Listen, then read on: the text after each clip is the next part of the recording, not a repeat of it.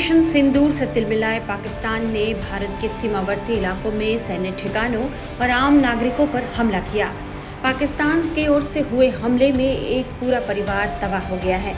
ऐसी ही गोलीबारी पाकिस्तान की तरफ से सीमावर्ती इलाके पुंछ में भी की गई। पाकिस्तान के हमले में 12 वर्षीय जुड़वा भाई बहन की मौत हो गई है। वहीं बच्चे के मामा मामी भी इस हमले में मारे गए हैं। दूसरी तरफ बच्चे के पिता अस्पताल में भर्ती हैं। दोनों बच्चों की मौत से मां टूट गई हैं। दोनों बच्चों की मौत तब हुई जब पुंछ में 7 मई को पाकिस्तान की तरफ से सीधा एक गोला उनके घर पर गिरा। इससे दोनों बच्चे बुरी तरह घायल हो गए। उस समय सुबह के 7 बजे थे और बच्चे तैयार होकर अपने स्कूल के लिए निकल रहे थे। मीडिया रिपोर्ट्स के मुताबिक बच्चों की बेहतर पढ़ाई लिखाई के लिए माता पिता करीब 2 महीने पहले ही पुंछ आए थे, लेकिन 7 मई की रात पाकिस्तानी गोलाबारी ने इस परिवार की दुनिया ही उजाड़ दी। बच्चों के पिता अभी भी अस्पताल में भर्ती हैं और बताया जा रहा है कि उन्हें बच्चों की मौत की अभी कोई सूचना नहीं दी गई है। रिपोर्ट के मुताबिक अस्पताल में भर्ती पिता को कहीं बच्चों की मौत की खबर से कोई सदमा न लग जाए, इसलिए उनकी मां ने यह बात पिता से छुपा ली है। हालांकि मां बिखर गई हैं और अपने हाथों से ही अपनी सिसकियों को दबाती हैं ताकि कोई सुन न सके। पाकिस्तान की इस कायराना हरकत का भारतीय सेना ने भी मुंहतोड़ जवाब दिया है और उसे ऐसा सबक सिखाया है कि वो जिंदगी भर नहीं भूलेगा।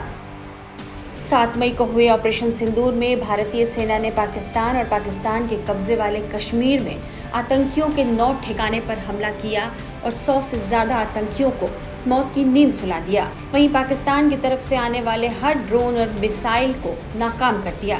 भारतीय सेना ने एक बार फिर आज 7 मई को हुए ऑपरेशन सिंदूर की ज्वाइंट ऑपरेशन की डिटेल ब्रीफिंग दी। ये ऑपरेशन पाकिस्तान के आतंकी ठिकानों और आतंकवादियों को मिटाने के लिए पहलगाम हमले का एक बदला था।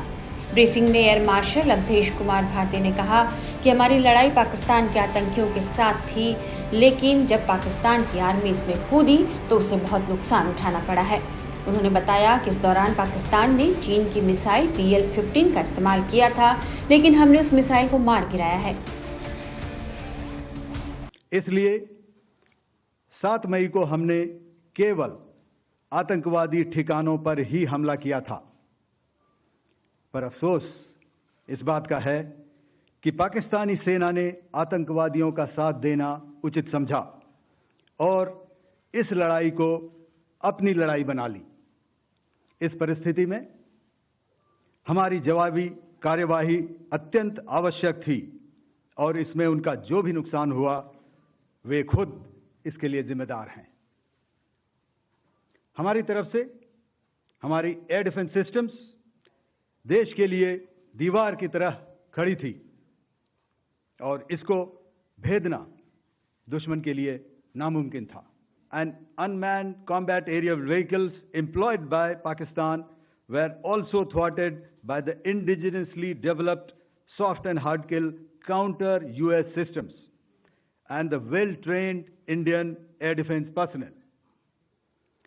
All this was brought together as an efficient and effective AD environment by the Integrated Air Command and Control System or the ISCCS of the Indian Air Force, which accords us the net-centric operational capability which is vital to modern days war fighting.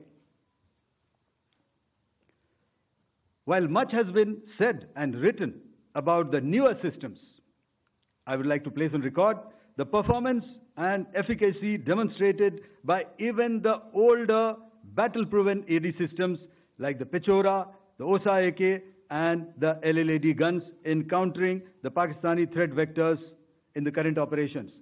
They were all modern generations, but these battle-proven systems stood the test of time and took them on head-on. Another highlight has been the stellar performance of the indigenous air defense weapon system like the Akash system. PL-15 missile, which is of Chinese origin, this missile has missed its target and you can see the pieces now which are available with us. Another weapon system or weapon which was found was the long-range rocket, the pieces of which you can now see on the screen. वहीं lieutenant general Rajiv Ghai ने कहा कि operation सिंदूर क्यों शुरू हुआ यह जानना बेहद ज़रूरी है। ऐसा इसलिए हुआ क्योंकि आम नागरिकों को अब आतंकी निशाना बनाने लगे थे। आप सबके साथ भारतीय सेना के एयर डिफेंस मेजर्स जो कि हमने इंडियन एयरफोर्स के साथ मिलजुल कर तालमेल में लिए, उसके बारे में कुछ बातचीत करूंगा। इस विषय में मैंने कल भी कुछ टिप्पणी करी थी, लेकिन आज मैं इस युद्ध के अहम एस्पेक्ट के बारे में आपको थोड़ा और पर्सपेक्टिव देना चाहता हूं। हमें एयर डिफेंस ऑपरेशन सिंदूर के एयर डिफेंस की कार्रवाई को एक कॉन्टेक्स्ट में समझने की आवश्यकता है। मैंने आपको कल बताया था कि पिछले कुछ सालों में आतंक की गतिविधियों का कैरेक्टर जो है उसमें कुछ बदलाव आ रहा था। अब हमारी मिलिट्री के साथ साथ मासूम सिविलियंस जो कि अपना बचाव करने में विफल थे, उन पर भी हमले हो रहे थे। 2024 में जम्मू सेक्टर में शिवखोरी मंदिर को जाते हुए यात्री और इस साल अप्रैल में पहलगाम में मासूम पर्यटक इस खतरनाक ट्रेंड के विशेष उदाहरण हैं। पहलगाम तक पाप का ये घड़ा भर चुका था। उसके बाद जो हुआ उसके बारे में हम कल विस्तार में बातचीत कर चुके हैं। क्योंकि आतंकियों पर हमारे सटीक हमले लाइन ऑफ कंट्रोल और इंटरनेशनल बाउंड्री को पार करे बिना किए गए थे, हमें पूरा अंदेशा था कि पाकिस्तान का वार भी बॉर्डर के उस पार से ही होगा। इसलिए हमने अपनी एयर डिफेंस की पूरी तैयारी पहले से ही कर ली थी। हमारी इन्वेंट्री में शामिल counter manned aerial systems, electronic warfare के साधन और एयर डिफेंस वेपन्स का इंडियन एयरफोर्स के इसी प्रकार के सिस्टम्स के साथ एक अनोखा मिश्रण किया गया। इसलिए आपने देखा कि जब जब पाकिस्तान एयरफोर्स ने हमारे एयरफील्ड्स और लॉजिस्टिक इंस्टॉलेशंस में 9 और 10 मई की रात को लगातार हमले किए, वो इस मजबूत एयर डिफेंस ग्रिड के सामने विफल हो गए। आपके सामने इस ग्रिड को एक तरीके से दर्शाया गया है।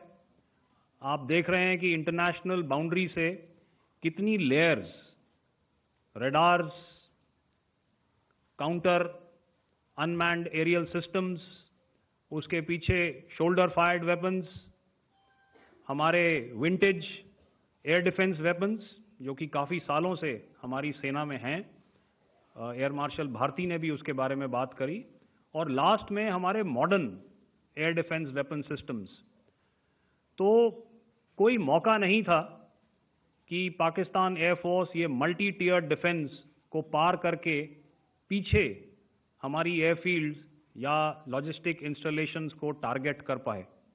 तो आपको फिर भी एयरफील्ड या लॉजिस्टिक इंस्टॉलेशन या जो भी चीज़ को आप टारगेट कर रहे हैं, उसमें पहुंचने से पहले कोई ना कोई इस लेयर्ड ग्रिड का सिस्टम ज़रूर गिरा देगा। जो दुर्दशा कल आपने पाकिस्तान एयरफील्ड्स की देखी और शायद आज भी एयर मार्शल भारती की प्रेजेंटेशन में, हमारी एयरफील्ड्स हर प्रकार से ऑपरेशनल हैं। यही नहीं, पाकिस्तान के ड्रोन्स और वेपनाइज्ड यूएवीज से की गई हमलावर कोशिशें भी इस ग्रिड के कारण नाकाम हुई और जो बचे कुचे ड्रोन्स थे उन्हें हमारे शोल्डर फायर्ड हथियारों से मार गिराया गया। मैं यहाँ पर अपनी बॉर्डर सिक्योरिटी फोर्स की भी सराहना करना चाहता हूँ। उनके डायरेक्टर जनरल साहब से लेकर बॉर्डर पर तैनात बीओपी पर पहरा देने वाले आखिरी जवान भी हमारे इस अभियान में बढ़ चढ़कर शामिल हुए और बहुत बहादुरी से उन्होंने हमारा साथ दिया। उनके काउंटर अनार्म्ड सिस्टम्स भी हमारे इस multi tiered air defence grid का हिस्सा थे। Air marshal A K. भारती ने कहा कि यदि भविष्य में कभी लड़ाई होती है तो भारतीय सेना इसके लिए पूरी तरह तैयार है। कि इस लड़ाई के डिटेल्स अभी हम शेयर नहीं कर सकते हैं क्योंकि इसमें काफ़ी कुछ ऑपरेशनल डिटेल्स होंगे। कितने जहाज थे दोनों तरफ से, किस तरह की लड़ाई हुई, these are questions of technical details which we may not be able to share firstly, and which we may not be able to share to explain to you the way it needs to be explained. Suffice to say कि yes, ये एक दूसरी तरह का warfare था and it is bound to happen.